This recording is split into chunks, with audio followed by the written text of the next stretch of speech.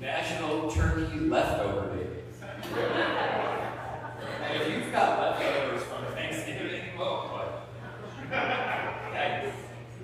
So, welcome to everyone, and welcome to everyone on Facebook, or who will be seeing a recording in the near future or late future. Welcome, welcome, welcome. And so we would like to, or I would like to, just make sure you all turn off your phones, or make sure that they're on vibrate or silent, or stun, or sunsetting, so that it doesn't disrupt the service. And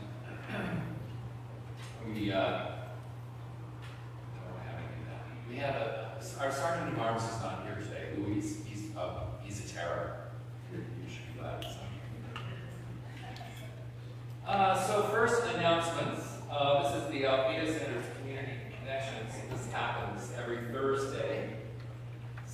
Community Connections, Thursday on Zoom. It's free. Kathy Humphreys conducts it on Zoom. And it has been going for, gosh, is it going on 3 years? Long time. And I hear nothing but good about it. So that is Thursdays at 11 a.m. on Zoom. Volunteers, we're always looking for more volunteers, especially needing greater support within the kitchen. And look at all these volunteers over there. So we have a new monthly sign-up sheet, which is in the dining room. And if you would take a look at that, you can sign up for a day, time that works for you. It's a great way to be of service to your fellow Altheans and to every Sunday we have a prayer partner. Of course, the foundation of the Althea Center is as the first divine science church founded by 4 women over 100 years ago. And affirmative prayer is something that they certainly developed, certainly something that I've studied and believe in. And if you have some sort of issue or you want something out of life, see our prayer partner after service. She will be, see, it's, where is she? Oh, she might be in the kitchen, okay. It's Nancy Rupp, and she will be in Darwin's Den, which is the room over here on the way to the dining room. So, and if the door happens to be shut, just hang out. There she is, Nancy Rupp. There she is. Just hang out, and she'll be with you shortly. Great, great, powerful tool. So if you have an issue you're dealing with, or you want to express gratitude, please, please utilize this feature. We are looking to grow our membership. We have a new streamlined membership process. You can see Ricky Stanton, which is the back row. Bob, who is our board president. Anyone that looks like they know what they could be talking about, just they'll point you in the right direction. There's a brief application. You can also sign up online. And then we always have a wonderful service.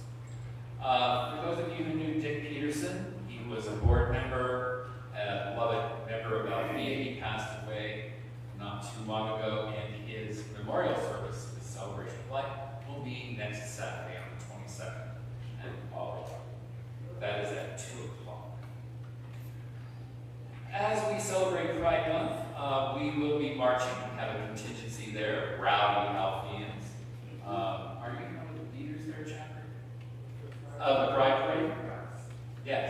Do you want to say anything about it? This is going to be fun. We're going to be doing a flow. Are you doing that? Yeah, we'll facilitate. Great. So if you're going to watch the parade, watch out for the Altheans. There will be a flag show, which I'm sure is going to be quite entertaining. Let's see. We will not be having a service next Sunday due to Pride. In the years past, it's just been evident that everyone is Pride celebrant, and so we are not doing a service, a regular service. There will be a gong bath next Sunday. Is that correct? On the 22nd? It is dealing with sound and $25 for the tickets. So if you're interested in that, it is quite an experience. All right, anything else? Any other announcements? Always something going on.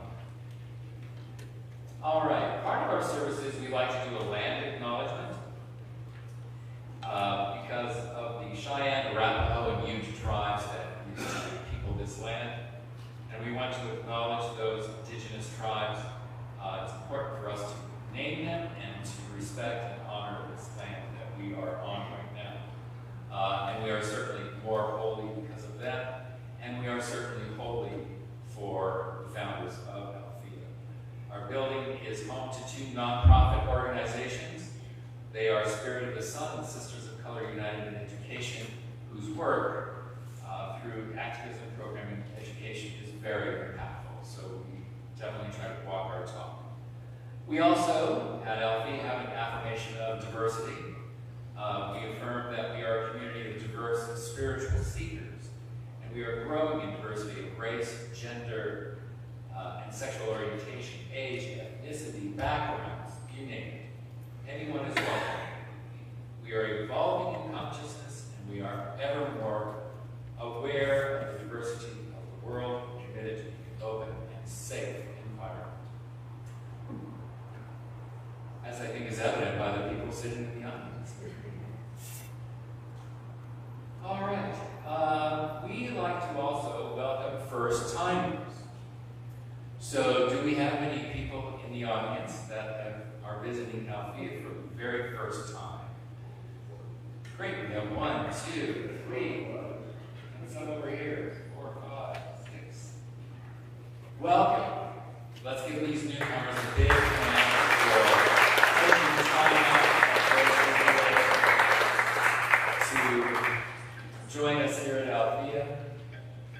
And the flower there is so that we can know who you are and embarrass you. No. And welcome you to Althea. It also entitles you to a free lunch. So whoever said there's no such thing as a free lunch has never been to Althea. And we actually had a lunch today. So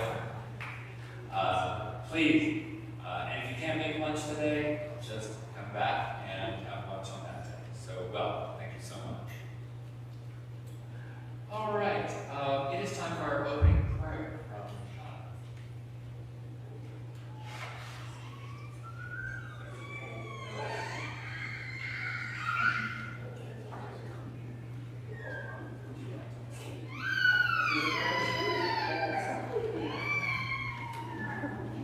bring a little guy up. He can help you with a prayer, right? Thank you all. I was expecting Louise to be here. Good morning. If we could all take a moment to center in. If it helps, you can drift your gaze or close your eyes. And let's just take this moment to ground, to feel our connection with the earth, to feel our connection with the energy in this space, with the hearts of this community.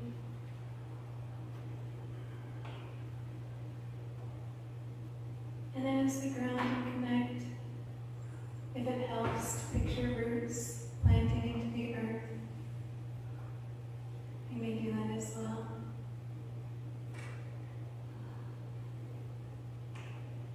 And from this space where you are centered in, I'd like to call your attention to your mind space. Any thoughts or worries, fears that you may be holding, just allow them to release.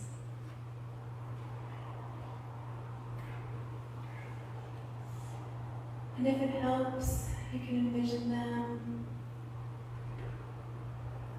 as a debris slowly floating up and down through those roots, allowing that to be held for you.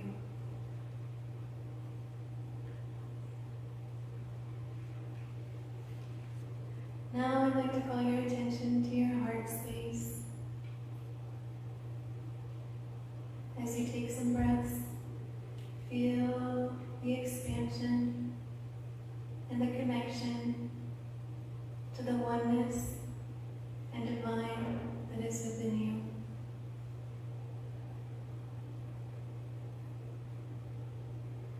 Know that in this space you are connected.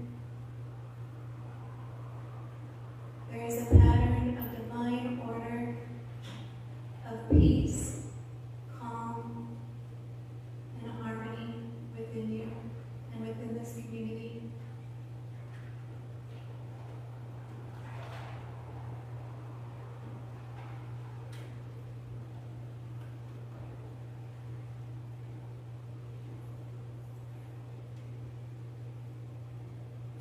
And so it is. Amen.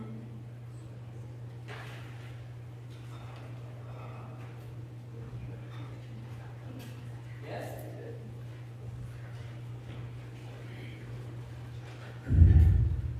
You might have to utilize them for everywhere.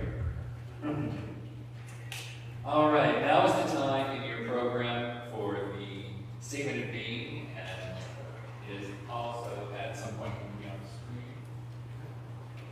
And in your program. God is all, both invisible and visible, one presence, one mind, one power of all. His sunlight is all, His perfect life, perfect love, and perfect substance. We are individualized expressions of God, and are ever one with His perfect life, perfect love, and perfect substance. And now, Chadwick will sing our song of response.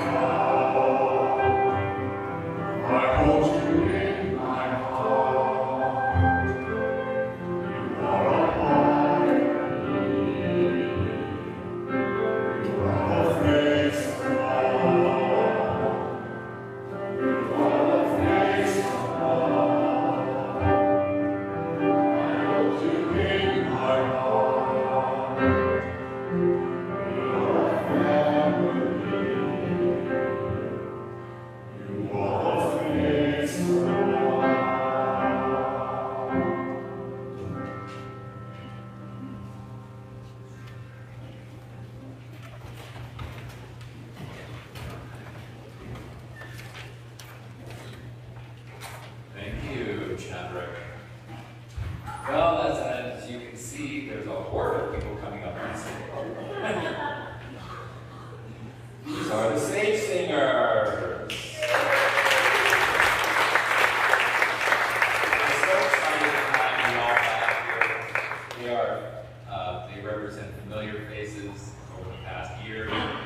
And this is the Denver's LGBTQ Elder Choir. It was founded 5 years ago by Judith Nelson and her wife of 40 years, Carol White. Was the founding director of the Denver Women's Chorus and the LGBTQ Mixed Choir Harmony. Many of our singers are former members of the Denver Women's Chorus Harmony, the Rainbow Chorus of Fort Collins, and the Denver Gay Men's Chorus. The stage singers will be attending the International Gala Festival in Minneapolis in July, where they will be performing as the first and currently the only LGBTQ elder choir.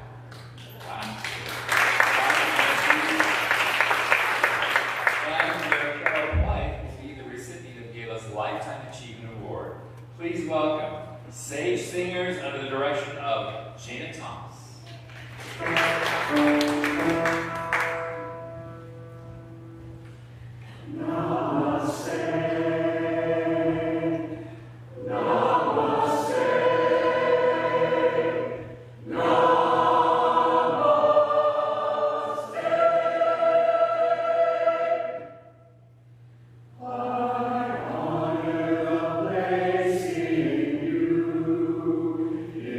The ends are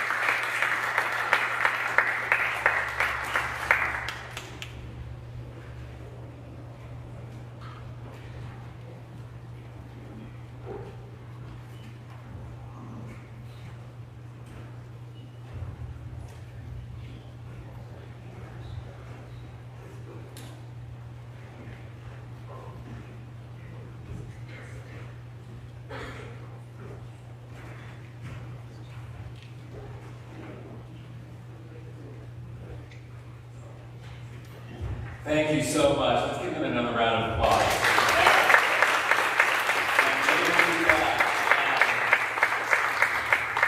And we wish them all the luck at the gala. Wonderful. It's time for our reading now. Julie.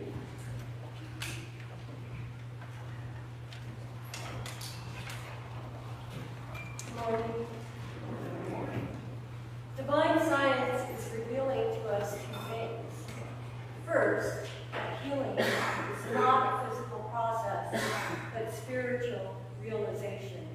And second, that health is not a condition of physical well-being only, but the realization of a state of wholeness in the individual. Healing is the turning from the belief in disease to the realization of God's presence and perfect activity. God is health. Do I hear you asking, since God is health and God is omnipresent, what is there to be healed? There is only one condition to be healed: our misconceptions.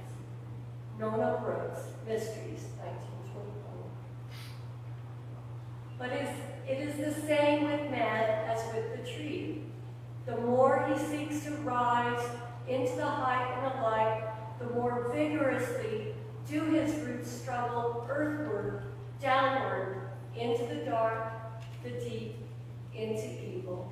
Friedrich Nietzsche, German scholar, philosopher, and critic of culture. Thank you.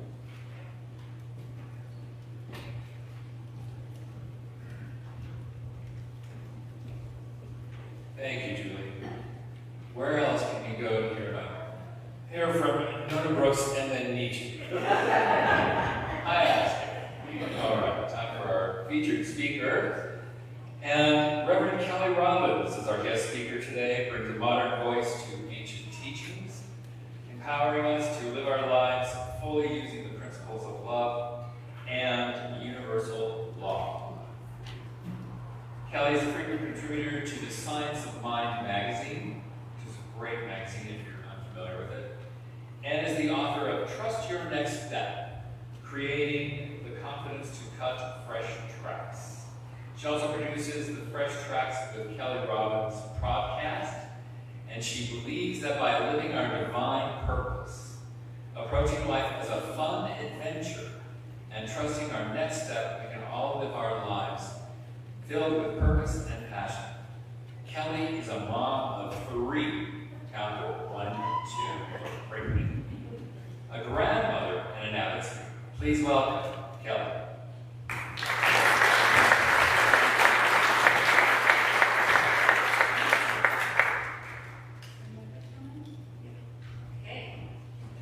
Happy Pride. Happy Father's Day.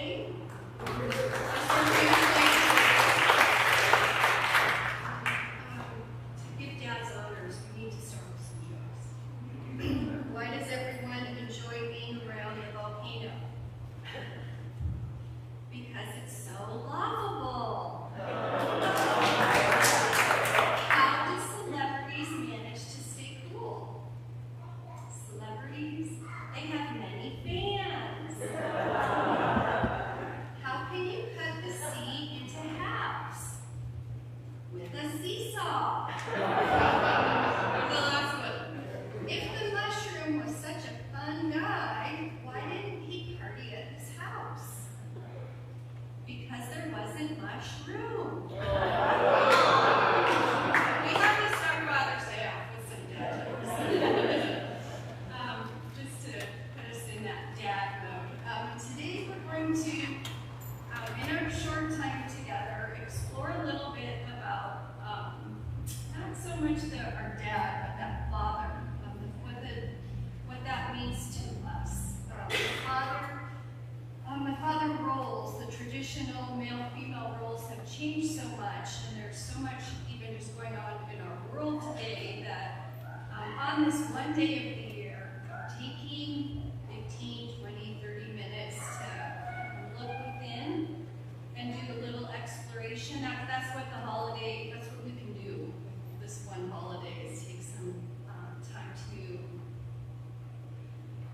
strengthen our oneness, to get ourselves a little bit more aligned and in harmony, what that means with us. So what I'd like to start with is just exploring a little bit about the many different ways that Father, that term, that energy Father shows up. Because it permeates so many different aspects of our life. First of all, spirituality, right? God as Father, we're here. It's hard to get away from that. God as Father. There's the Father as a priest figure that many of us grew up knowing. We also have our country has founding fathers. We're taught as children about the founding fathers of our country. It's the foundation of our society today. And the land that we walk on. Men dominate most of the history that we're taught. We have Mother Nature and Father Time. The last several years, there's been a lot of talk and anger and exploration about the patriarchy. And that's just another father energy that is coming up to be healed, coming up to be examined within ourselves. And then that masculine energy, let's talk just briefly about what that is. The masculine energy is action. It's leadership, which we all have. Masculine energy is that leadership, taking action, taking charge, doing rather than being, which is more feminine energy. It's that warrior within. It is, when it's being healthy, it's inspiration, protection, and guidance. Inspiration, protection, and guidance. And then finally, we have the fathers and the dads in our lives. We all, whether we even knew our fathers or not, we all have a mother and a father. And that's where we're going to explore the most today, is that role. Even if you didn't know them, there was that sacred contract that you made with them, and you're here. So there's this, all of this going on, and today's, I like everyone to have something to do today, instead of just sit here and listen to me. Today, our intention is to acknowledge and maybe recognize where we stand with some of the father figures, father energy in our life, and maybe do some harmonizing or some healing, some recognition. That's all. We all have that balance. That's all. We're done. Just joking. But you can only do so much in 20 minutes. However, if this is the one day a year, it's Father's Day, it's the one day that you spend some time exploring. Where am I at? A lot of us have maybe done a lot of healing already in this space. And there's always more layers. And this day is here to honor and recognize the journey of it. So in Taoism, we have that constant balancing of the yin-yang, the masculine, feminine. Hinduism, we have Shiva and Shakti. This goes throughout history, the spirituality and the balancing of our masculine and feminine. In religious science, Ernest Holmes talks about it in the Science of Mind book he wrote. Spirit is the mother, father, God, because it is the principle of unity, back of all things. So we had the wonderful, beautiful song, Namaste, talking about oneness, about the unity. It was perfect. I was sitting there, so it was good. The masculine and the feminine principles both come from the one. Spirit is all life, truth, love, being, cause, and effect. It is the only power in the universe that knows itself. So today, we're looking at some of the guideposts for ourselves living in harmony and living in harmony with the truth of who we are, balancing that masculine and feminine aspects of ourselves, that father, and maybe having some gratitude and healing around it. So with all that said, I was kind of preparing this talk, and I have to share that my new favorite TV show is Modern Family. Have you guys watched it? Yeah, it's on Hulu, and I've been watching it. Hilarious. I mean, it's just hilarious, and they have a lot of father figures in that show. It's called Modern Family because because it shows all the many different roles fathers and mothers play and how it's changing so much in these modern times. We all have a variety of father figures in our lives as well, including ourselves in many ways.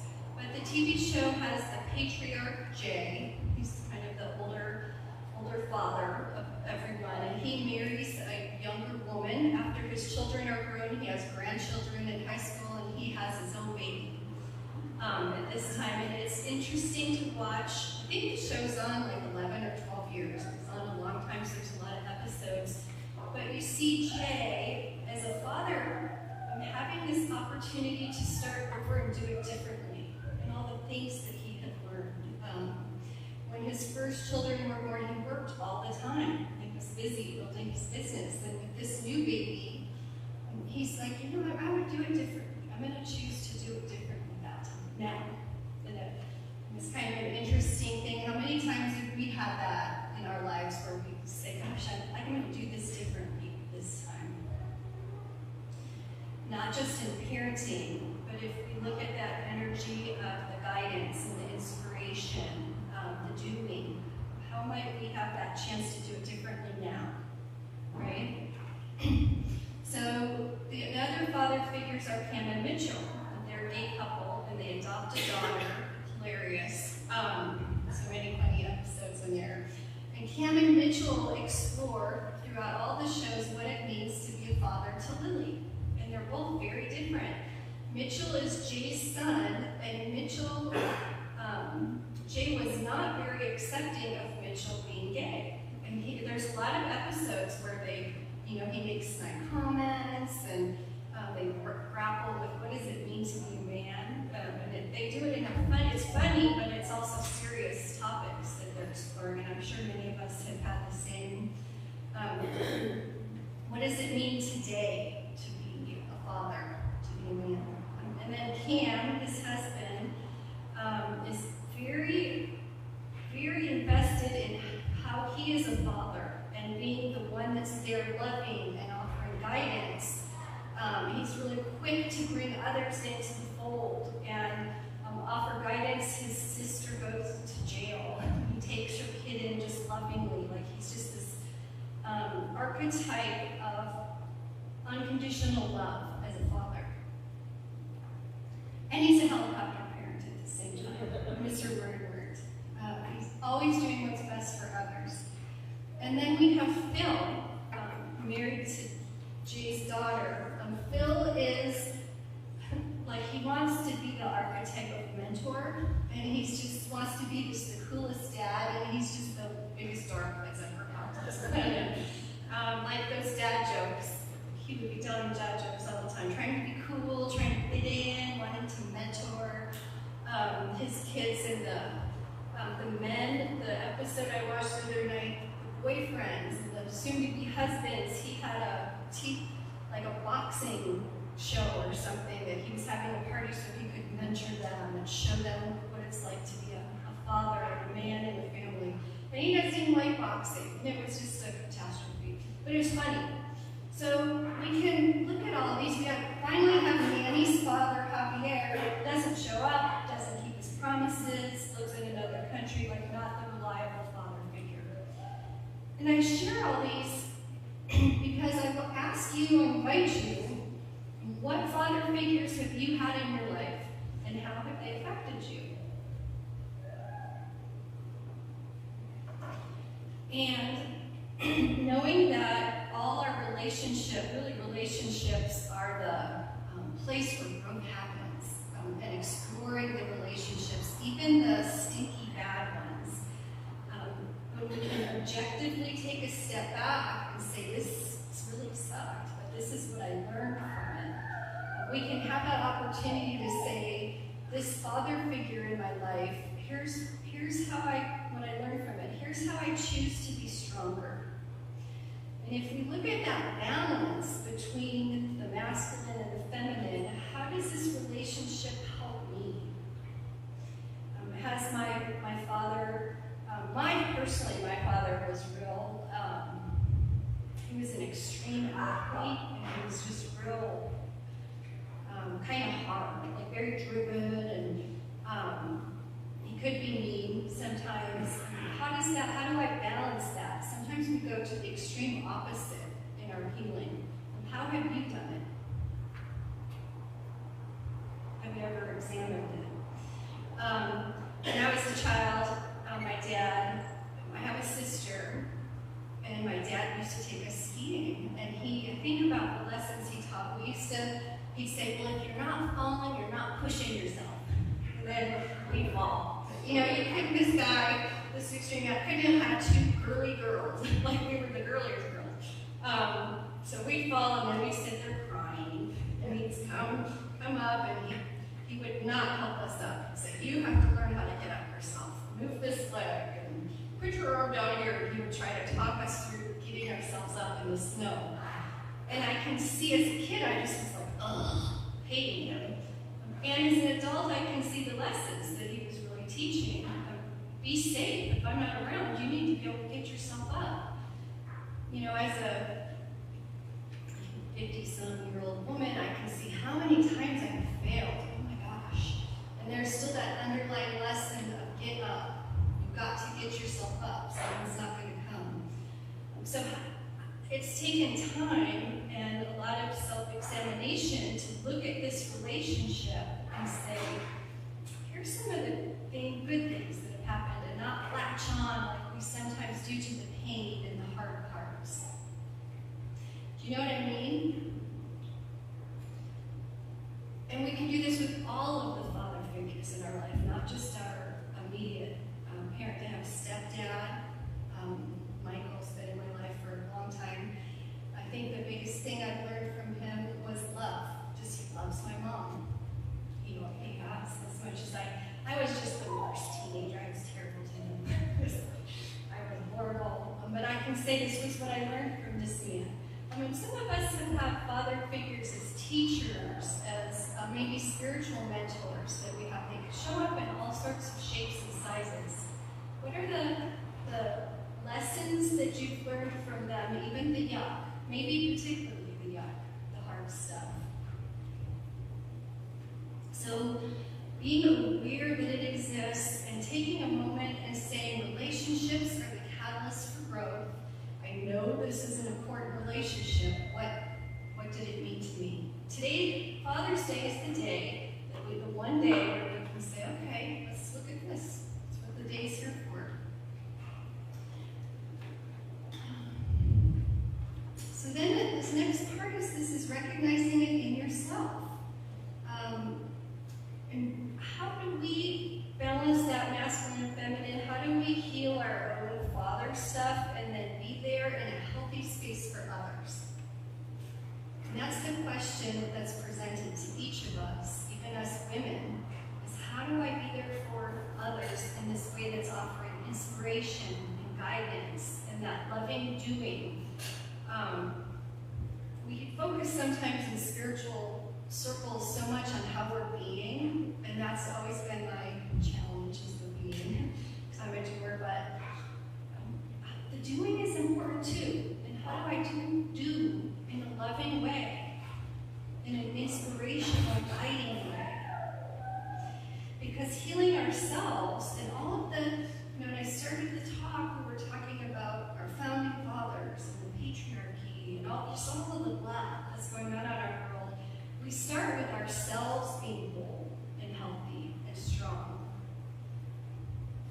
And able to first be in harmony with ourselves, and then as the spiritual leaders that we are, we're just kind of expand on that light and be that beacon for others.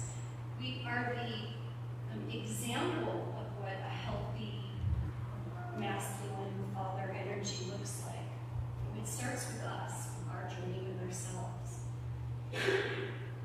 So that we can be there for someone and have that soul touch, have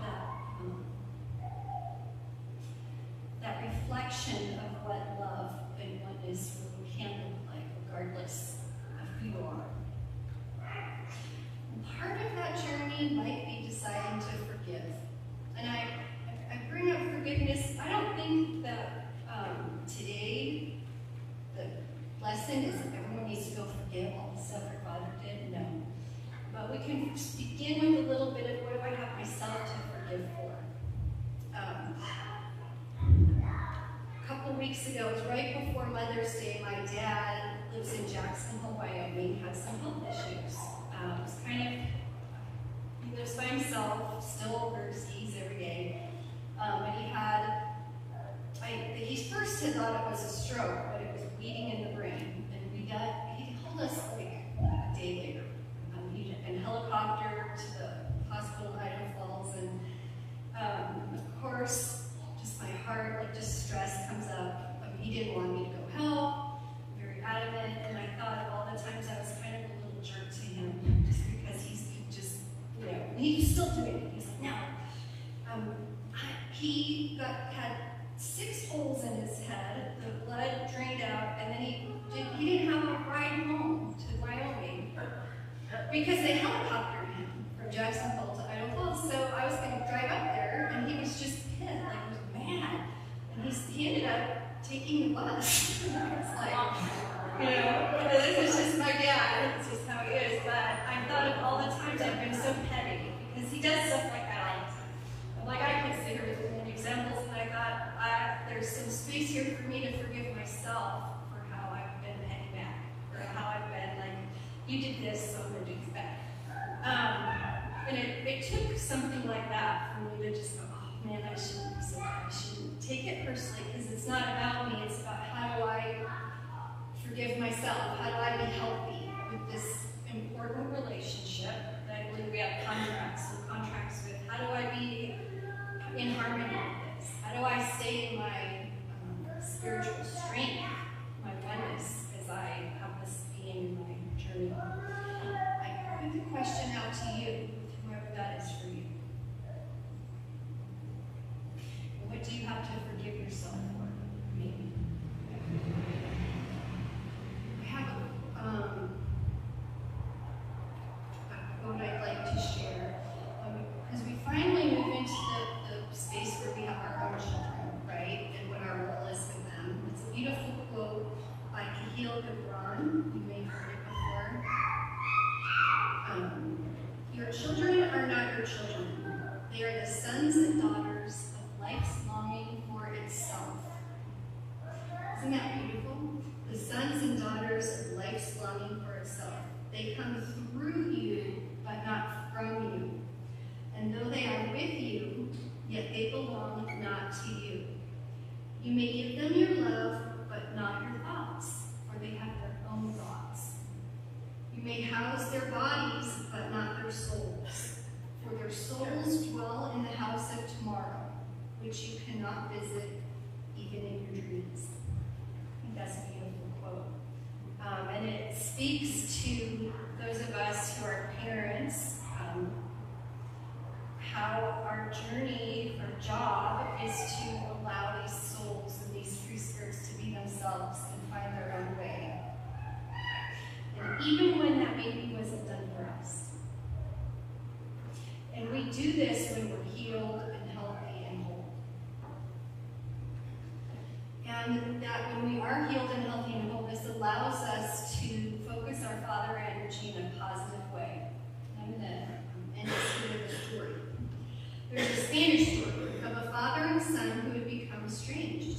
And the son ran away, and the father set off to find him.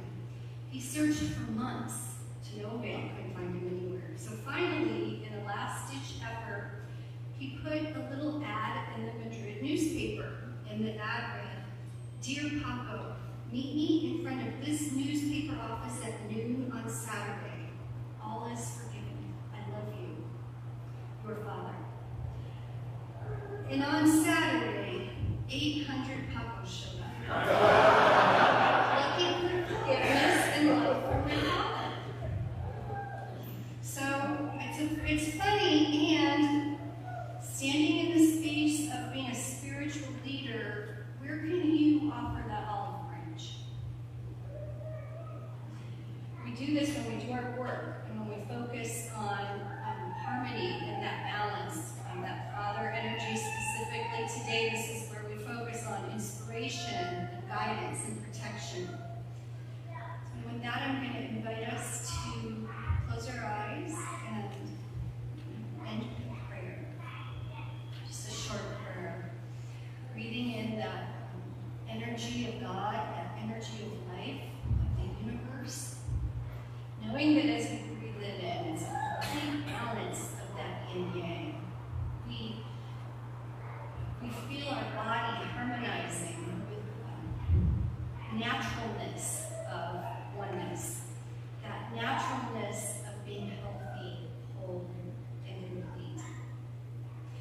know that it is in our divine nature to heal, to know that the immensely beautiful and powerful qualities of the divine are innate ours. And as we so joyously and lovingly examine and let go of everywhere that it is not harmonious with that oneness, with that unity, it's a beautiful gift to have the insight and the self-love and caring to do this work, to release and let go, to deepen in gratitude, to be open beacons of love and light, to do the work necessary to be those spiritual leaders that we are, to forgive and let go. That is the energy of the divine that resides through all of us. And as we know this truth and we breathe it in and feel our bodies just naturally acclimating to health and wholeness and love and harmony, we let go. We give thanks for this truth and we release these words. We release this breath, knowing without a shadow of a doubt that unity and health and wholeness is ours and is complete. And so it is. Thank you.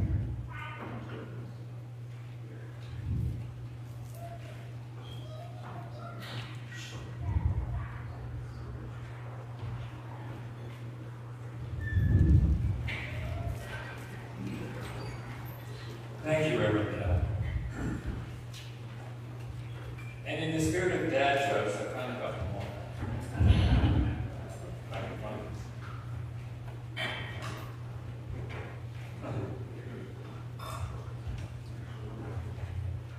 What cars do eggs drive? A Volkswagen.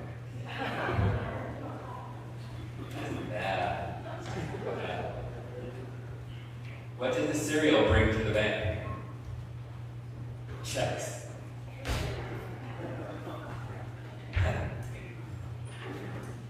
What is it called when a snowman throws a tantrum?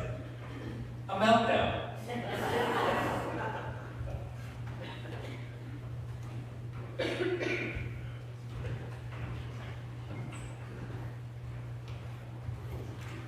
Thank you for having us here today. It's always a pleasure to sing for you. Our next song is called Wish You Were Here, and Daryl asked that I introduce this song. It's a song about loss. Loss of loved ones, spouses, partners, friends, acquaintances. It was written in the 90s when the gay community was still reeling from the horror of the AIDS epidemic.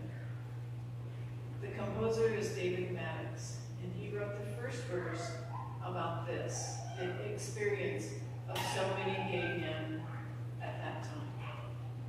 In Sage Singers, 22 of us have lost a spouse to some sort of illness or disease, and some just this year.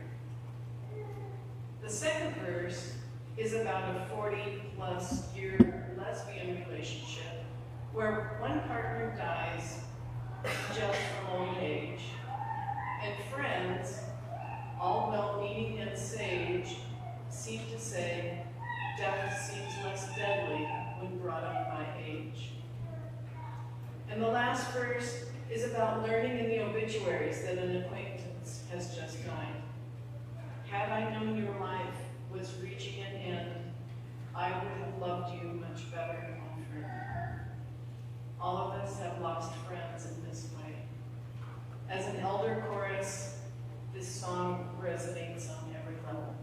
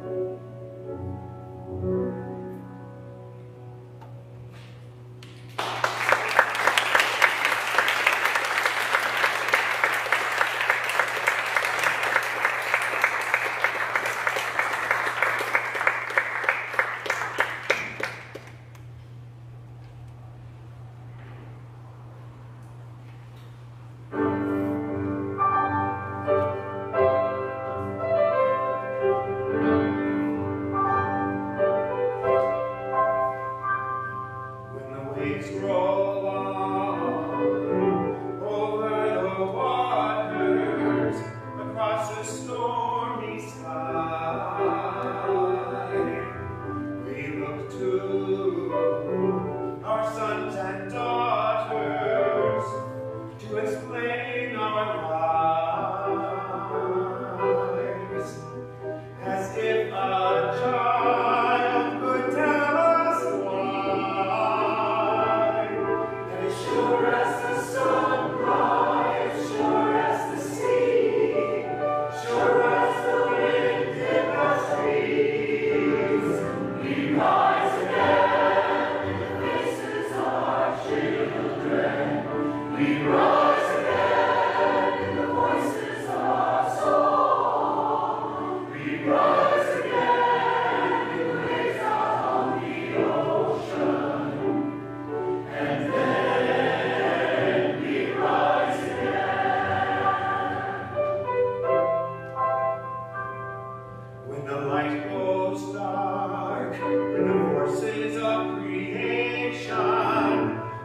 across a stormy sky,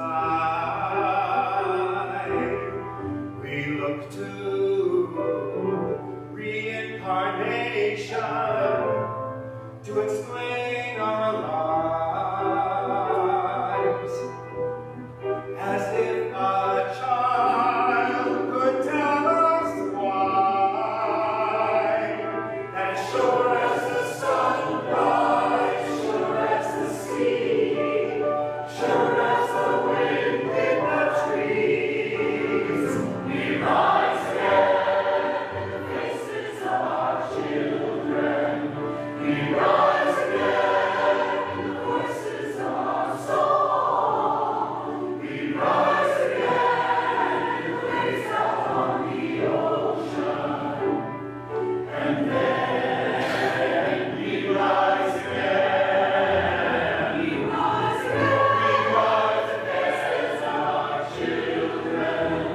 We rise again in the voices of our song. We rise again in the waves out on the ocean. And then we rise again. We rise again. We rise in the faces of our children. We rise again in the voices of our song. We rise again with waves out on the ocean. And then we rise again. And then we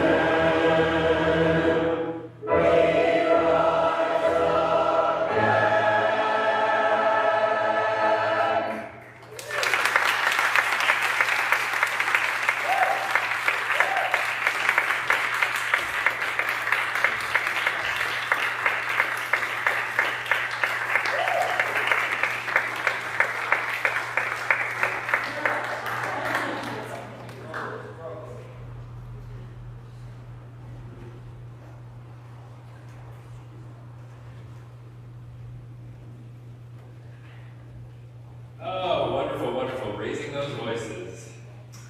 Now is the time for our gift giving from your hearts to Althea's hearts. So, ushers.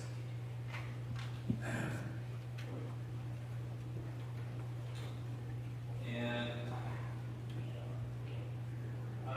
we have the offering for Althea up on the screen here. So if you have your donations in your hand, you just want to hold to your heart. And let's read these words. The universe provides all that I need and all that I need. With great joy I share my prosperity, that exceeds the world I can only manifest. And so it is. Amen. So there are lots of ways to give life. So there are lots of ways to give to Althea. You can go online.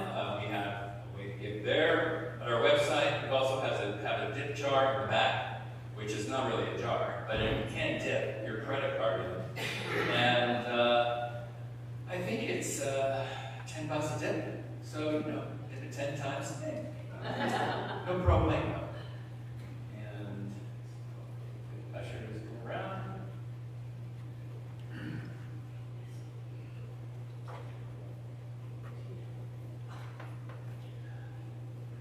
And while we conclude that, I do want to mention, which I did not do in the first part of the service, we have this lovely altar over here on this side of the stage, which Barbara Bale puts together every Sunday. And for those of you who are new, or as a reminder, if you have something that you want to get blessed from the energy of this magnificent space, or if you want something to absorb some sort of gratitude, or just simply as a remembrance of someone or something, bring it, place it on the altar. Just remember to pick it up at the end of the service. And now it's time for prayers of the people. As I mentioned earlier, we are big. Well, it's on my schedule. So, prayers of the people. These are based on the affirmative prayers, which I mentioned earlier is the foundation of our teachings here. So if anyone has something that they would like to get into the universe, now's your chance.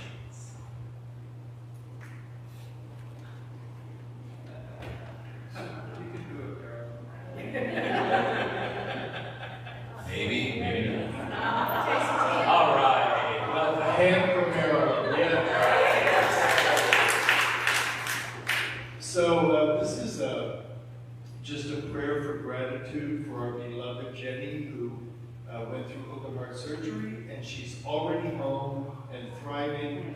And so I know we all love her and hold really beautiful healing energy in our hearts for her right now. So thank you. Love you, Jenny.